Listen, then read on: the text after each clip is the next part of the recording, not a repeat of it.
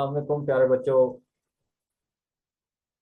बच्चों, जो आपको स्क्रीन पर पेपर नजर आ रहा है, ये बोर्ड की जानिब से जारी करदा क्लास फर्स्ट ईयर 11वीं क्लास का तर्जुमातुल कुरान का पेपर है, जो कि आपको पता है पहली दफा होने जा रहा है। प्यारे बच्चों, इस पेपर को हम देखते हैं और आपको बखूबी अंदाजा हो जाएगा कि किस तरह का पेपर आना है। ये तो आपको पता है कि 50 नंबर का तर्जुमातुल कुरान का पेपर आता है। आपके पास 10 MCQs होंगे और बकिया हिस्सा दूसरे सवालात पर मुश्तमिल होगा। तो प्यारे बच्चों, हम एमसीक्यूज को मार्क करते हैं और फिर हम बकिया हिस्से की तरफ बढ़ेंगे। पहला बच्चों, हमारे पास है क्वेश्चन, तमाम आयतों की सरदार है। पहला एमसीक्यूज है, तमाम आयतों की सरदार है। तो ये आगे चार ऑप्शन हैं। वो पूछता है इनमें से कौन सी आयत जो है वो तमाम आयतों की सरदार है। तो आपको एक बात हमेशा याद रखनी चाहिए कि कुरान पाक में सबसे बड़ी सूरत क्या है, वो सूरत बकरा है, जिसमें आयात मुबारक की तादाद हमारे पास 286 है। और उसकी एक आयत मुबारक है 255 नंबर, जो कि सरदारुल आयात के नाम से मशहूर है। तमाम आयतों की सरदार, जिसे हम आयतुल कुर्सी कहते हैं। तो पहले का बच्चों डी ऑप्शन करेक्ट होगा, आयतुल कुर्सी। इसी तरह जो दूसरा एमसीक्यूज है, अल्लाह ताला और नबी करीम खातमुन नबीयीन सल्लल्लाहु अलैहि वसल्लम के खिलाफ जंग से ताबीर किया गया है। तो ये भी हमारे पास पहली सूरत से सूरत बकरा से ही है।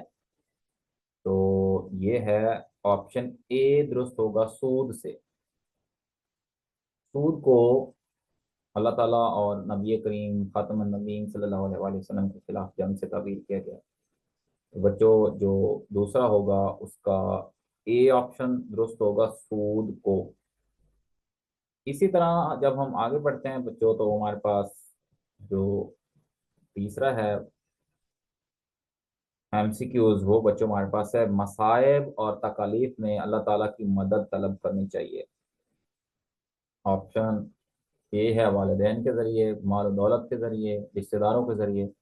तो ऑप्शन डी जरा गौर से देखें, सब्र और नमाज के जरिए से। तो ये भी हमारे पास जो एमसीक्यूज आया है, ये सूरत बकरा से आया है। और इसका जो करेक्ट दुरुस्त जवाब होगा बच्चों, डी होगा, सब्र और नमाज के जरिए।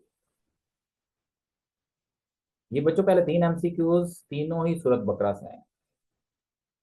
चौथा एमसीक्यू है बच्चों, ये सूरत आल इमरान से है। सूरत आल इमरान में खुसूसियत के साथ किताब है। तो आपको एक बात याद रखनी चाहिए, जो सूरत आल इमरान है उसमें 200 आयत मुबारक हैं, 200 हैं। और जबकि पीछे सूरत बकरा में हमने देखा 286 है, वो सबसे बड़ी सूरत है।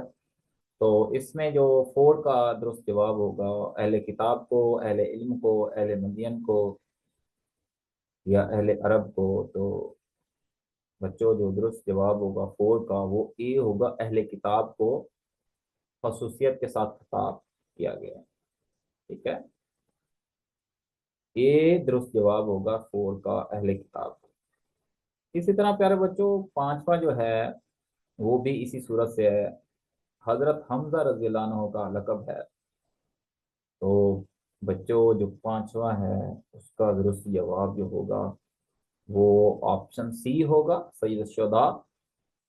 और एक बात आप ध्यान में रखनी है, इस सूरत में गज़वा बदर, गज़वा ओद का वाक़या है, बयान है। तो आपको पता होना चाहिए हजरत हमजा रज़ी अल्लाह अन्हु जो इसी में हजरत ये गज़वा ओहद में शहीद हुए थे, सैयद शुदा इनका जो है लकब है। तो ये भी हम अपने एमसीक्यू याद रखना। इसी तरह हमारे पास जो छठा है हमारे पास एमसीक्यू, वो प्यारे बच्चों सूरत आल इमरान में बेहतरीन उम्मत करार दिया गया है। ऑप्शन जो हमारे पास है, ए बनी इसराइल को, अहले मदियन को, कौम सबा को, उम्मत मुसलमा को। तो छठे का जो बच्चों दुरुस्त जवाब होगा वो डी होगा, उम्मत मुसलमा को। उम्मत मुसलमा को डी ऑप्शन। सातवें बच्चों सूरत आल इंफाल में ये तीसरी अब सूरत मुबारक है। सूरत अनफाल में अहकाम बयान हुए हैं। प्यारे बच्चों, सातवां जो है वो हमारे पास, इसकी आपने याद रखना आयात मुबारक है वो 75 है।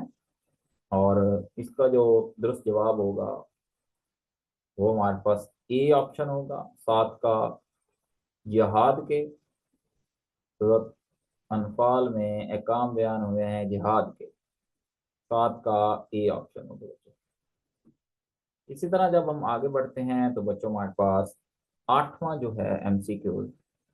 सूरत अनफाल में अहले मक्का को अंजाम से डराया गया है। तो बच्चों आपने याद रखना है, वहां पे एक कौम का जिक्र है। तो हम देखते हैं कौन सा दुरुस्त जवाब होगा, कौम समूद के, कौम आद के, बनी इसराइल के, आले फिरौन के। तो जो आठवें का दुरुस्त जवाब होगा वो बच्चों हमारे पास बी होगा, आले फिरौन के अंजाम से डराया गया था। तो बच्चों नौवां हमारे पास जो दुरुस्त, नौवां जो हमारे पास एमसीक्यूज है, गज़वा तबूक में मुसलमानों का मुकाबला था। तो नौवां जो है ईसाइयों से, मुशरिकीन से, यहूदियों से, मुनाफिकीन से। तो जो नौ का बच्चों दुरुस्त जवाब होगा ईसाइयों से।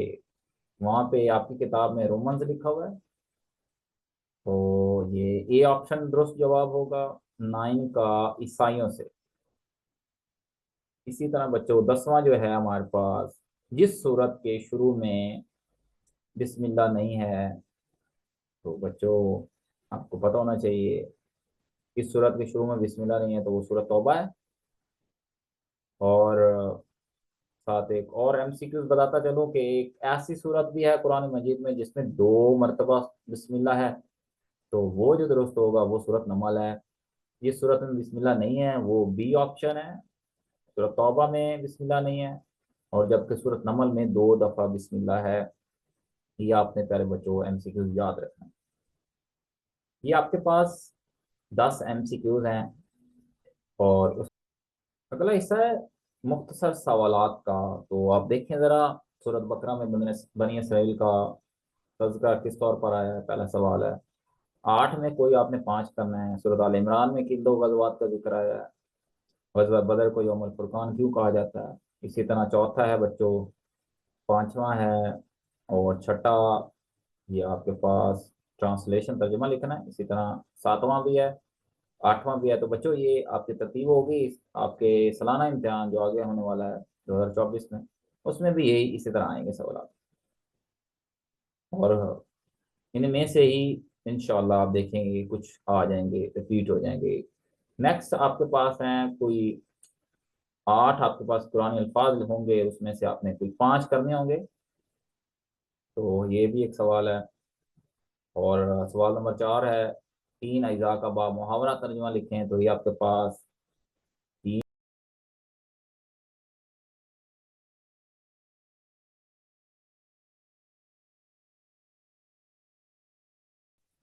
तो आपने इनमें से कोई तीन का बा मुहावरा तर्जुमा लिखें। इसी तरह बच्चों सवाल नंबर 5 है, अब ये तफसीली जवाब है और ये आप देखें 10 नंबर का एक है। दो में से तीन में से किसी आपने बल्कि दो ही हैं, और दोनों में से आपने किसी एक पर तफसीली जवाब लिखना है जो कि 10 नंबर का है। तो बच्चों पहला आप देखें, सूरत बकरा का तफसील तारुफ इस तरह तहरीर कीजिए कि इस सूरत की खसूसियात और अहम मज़ामीन वाज़ेह हो जाएं। और दूसरा है गज़वा बदर पर तफसीली मजमून तहरीर कीजिए और ये भी बताइए कि इस गज़वा का सूरत अनफाल से क्या ताल्लुक है। तो बच्चों ये आपका मुकम्मल पेपर है। अगर आप